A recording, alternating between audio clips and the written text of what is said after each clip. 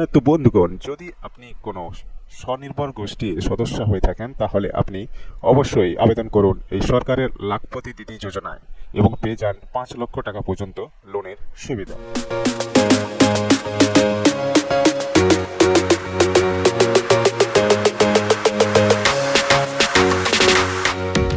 হ্যাঁ, তো বন্ধুগণ, কেন্দ্রীয় সরকারের অনুমোদিত বা চালু করা একটি প্রকল্প যার নাম লাখপতি দিদি যোজনা। এই লাখপতি দিদি যোজনাটি কেন্দ্রীয় সরকারের একটি নতুন যোজনা।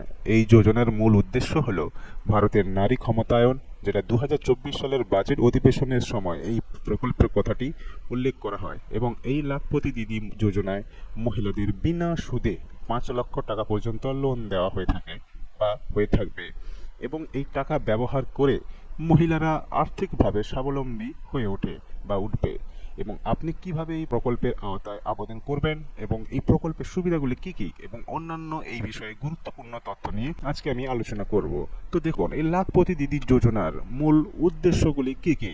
দেখুন, লাখপতি দিদি যোজনার মূল উদ্দেশ্য হলো যে মহিলাদের স্বাবলম্বী করে তোলা এবং মহিলাদের আয়ের উৎস একটি তৈরি করে দেওয়া।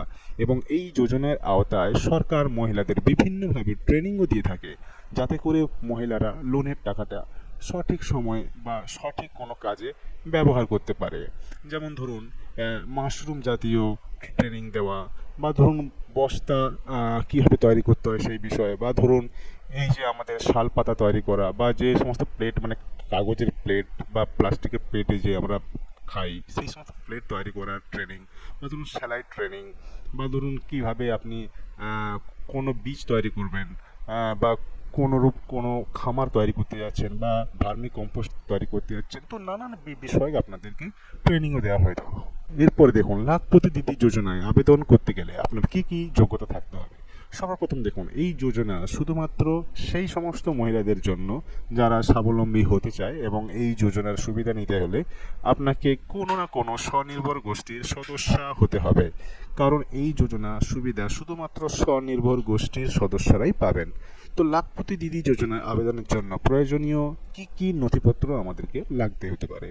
যেমন ধরুন, আপনি যদি লাখপতি দিদি যোজনায় আবেদন করতে চান তাহলে আপনার সর্বপ্রথম আপনার নিজস্ব নামে একটি ব্যাংকের অ্যাকাউন্ট থাকতে হবে, এবং বাসস্থানের প্রমাণপত্রের সঙ্গে ছবি লাগবে, এবং আধার কার্ড এবং নিজস্ব মোবাইল নাম্বার প্রয়োজন হবে।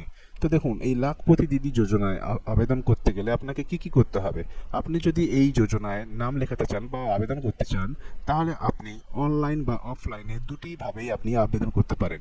অনলাইনে আবেদন করার জন্য আপনাকে এই দেওয়া লিঙ্কটিতে আপনাকে যেতে হবে। এখানে এই ওয়েবসাইটে গিয়ে আপনাকে আবেদন করতে হবে।